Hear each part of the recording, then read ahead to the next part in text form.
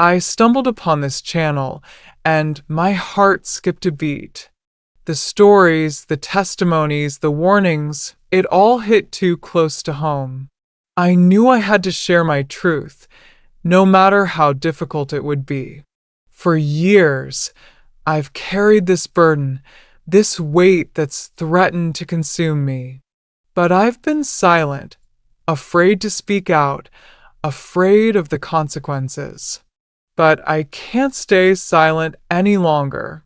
If you're trapped in the darkness of occult practices or know someone who is, my story is a must hear. I was born and raised in the vibrant city of Johannesburg, South Africa. My early life was marked by tragedy, with both my parents passing away when I was just a child. I was left to live with my grandmother, a strict and traditional woman who had little patience for my love of music. Growing up, I was always fascinated by the sounds and rhythms of gospel music. I would spend hours listening to tapes of legendary gospel singers, trying to mimic their melodies and harmonies. But whenever I tried to sing or play music at home, my grandmother would scold me, telling me that music was a waste of time and that I should focus on my studies instead. Despite her disapproval, I continued to pursue my passion for music in secret. I would sneak away to the local church, where I would sing in the choir and learn from the church's music director. Music became my escape, my sanctuary, and my source of comfort. But as I grew older, my desire for fame and recognition began to consume me. I started performing at local events and competitions, and eventually, I caught the attention of a charismatic music producer who promised to make me a star. That's when I made the pact with the dark entity. I was desperate for success, and I was willing to do whatever it took to get it. The producer introduced me to a world of occult practices, promising that they would give me the edge I needed to succeed. At first, it seemed to work. My music career took off, and I found myself performing in front of thousands of adoring fans. But with each success, I felt myself becoming increasingly disconnected from my faith and my values.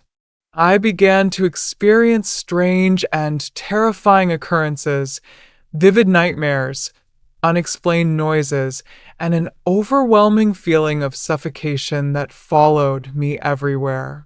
I felt like I was losing control, like something was slowly consuming me from the inside out. I knew that something was wrong, but I was too far gone to turn back. I spent the next 5 years trapped in this cycle of darkness, using my music as a tool to manipulate and control others. I became a puppet of the dark entity, forced to do its bidding and spread its influence through my music. But as time went on, I began to feel the weight of my sins bearing down on me. I was haunted by the memories of those I had hurt, and I knew that I had to find a way out. It was at one of my concerts that I met a man of God from Nigeria. He was a guest speaker at the event, and his message of hope and redemption struck a chord deep within me. After the concert, he approached me and revealed that he had been praying for me for months. He told me that he had seen the darkness that surrounded me, but that he also saw the potential for redemption. I was skeptical at first, but there was something about him that put me at ease. He was kind, compassionate, and genuinely concerned for my well-being. A few weeks after meeting the man of God, I received news that my grandmother had passed away. It was a devastating blow, and I felt a mix of emotions, grief, guilt, and regret. I had never been able to reconcile with her, to share my love of music with her, or to seek her forgiveness for my rebellion. But as I reflected on her passing, I realized that it was a wake-up call for me. It was a reminder that life is short and that we must make the most of the time we have. It was a call to repentance, to turn away from the darkness and towards the light. The man of God took me under his wing, guiding me through a process of deliverance that would take several months to complete. He taught me how to pray, how to fast, and how to seek forgiveness for my sins. He introduced me to a community of believers who supported and encouraged me on my journey. Through intense prayer sessions and spiritual warfare, the man of God helped me to break free from the shackles of darkness. It was a painful and difficult process, but with his guidance and support, I was finally able to find freedom. It's been 2 years since I was delivered from the darkness. I've since abandoned my music career, choosing instead to focus on my faith and my relationship with God. I still sing, but now I use my voice to praise and worship the Lord.